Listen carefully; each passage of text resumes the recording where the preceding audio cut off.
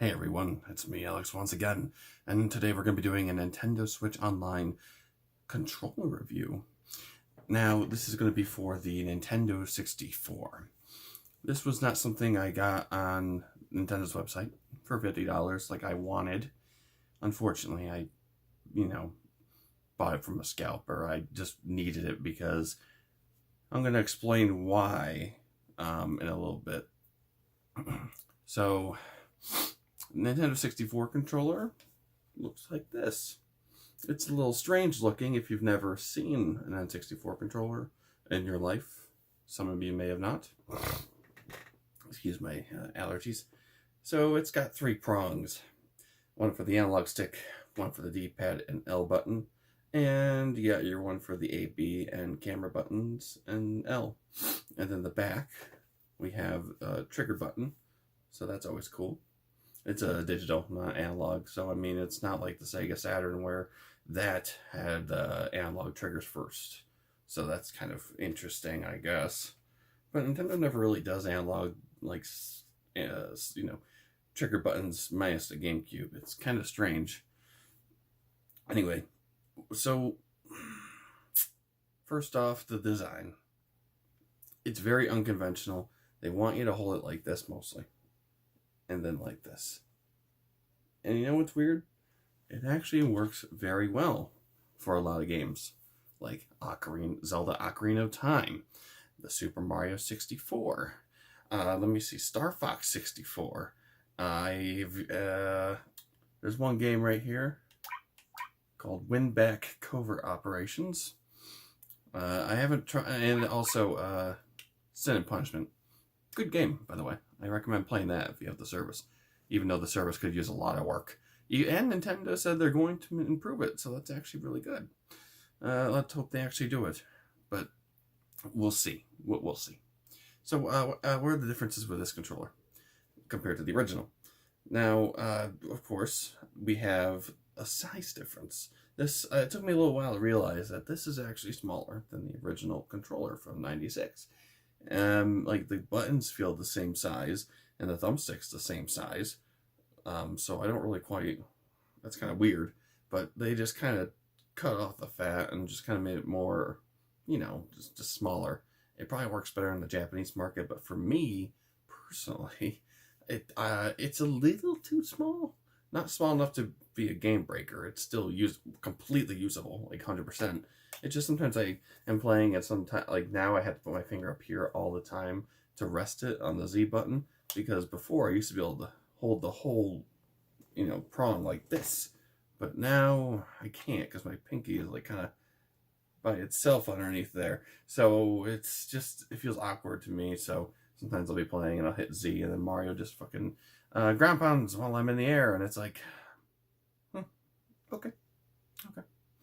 Now, the main thing and we have some different buttons on this thing now. We have, well, first, this. See, I'm jumping all over the place, but because I'm just like, whoa, First, we have the Rumble Pack. This is actually built into it. Now, unfortunately, the memory card wasn't able to be built into the controller in any way. So games like Mario 64, or not Mario 64, Mario Kart 64, where you want to, save your ghost data. But you can't, because there's no memory pack. And some people say, well, just use a save state or something like that, But it won't let you save until the thing's in, and you have to save it right after the race. You can't just have it stay on the game.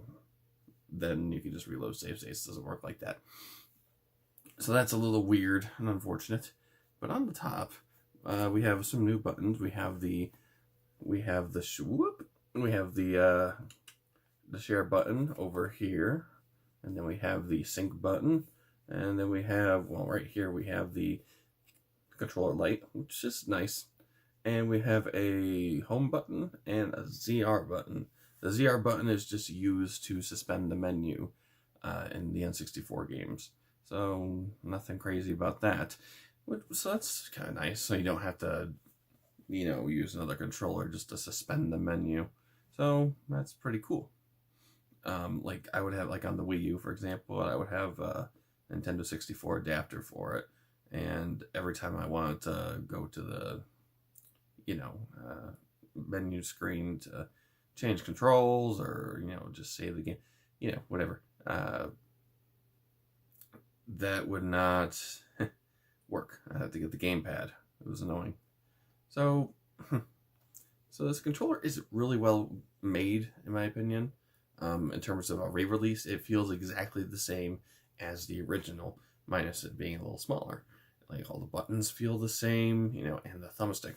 Now this is the major reason I wanted to explain early on in the video why this is required for the most part. This thumbstick is super stiff, and it has some very good, precise control. As in, like, you can, like, it's super, like, stiff, so you have to actually push it hard to make it, move. So, like, trying to go across, like, narrow pathways in Mario 64 and Zelda Ocarina of Time, it's very good for that compared to the Switch controller, which is a modern thumbstick, which never was built for the N64. So that's like the thumbstick was a little bit more sensitive. So I mean, this is sensitive too, but there's not enough range with the sticks compared to this one. It's kind of hard to explain. If you've used an N64 controller, and if you happen to get one of these before it got scalped, then you'd understand what I mean. Now, one of the problems that also arise from this that I figured out, I don't know, maybe it's not real, but I think it is, the thumbsticks, they pretty much use the exact same technology and build quality that they used back in '96 for these things. So that means the thumbstick will basically fail at some point and just go limp. So that's going to suck. Hopefully you can get, like, return it or something like that, and they'll fix it for you. And maybe they'll fix it in the future when they were realizing, shit, we're getting too many returns and all that stuff. And they also are using the same type of, I forget what they're called, that keep the analog stick centered for this as well, from the Switch controllers and the Joy-Cons. So that means we might get some drift with this. So that's going to be a little bit interesting to find out and see what happens. So, anyway, there's not much more I can say about this controller. Would I recommend it? Of course, when they're back in stock. And, yeah, that's all I gotta say. Minus one last thing. Now, when you're in the Nintendo online, menus for NES, SNES, and 64, Genesis, when you're going through the menus, it just makes the sound. And with the specific controller, as far as I know the N64 one, when you have this paired up to it and use it, you actually get some different sound effects. You get stuff like for moving the thumbstick, you get this. Okay. And if you try to go over off screen where there's nothing, okay. And you can move games.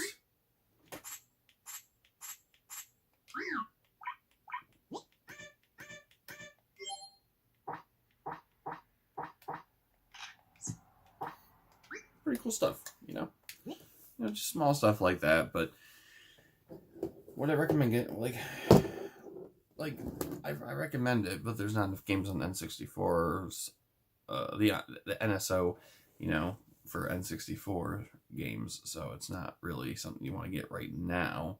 I mean, unless you have the service and you want to just play it just the right way, then I recommend it. I'm one of those people. So, yeah. I enjoyed it. What do you guys think? Are you going to pick it up? If you're not, then I understand, because it's a weird controller. And scalpers be damned. Anyway, I'm Alex, and I'll be seeing you next time. Farewell.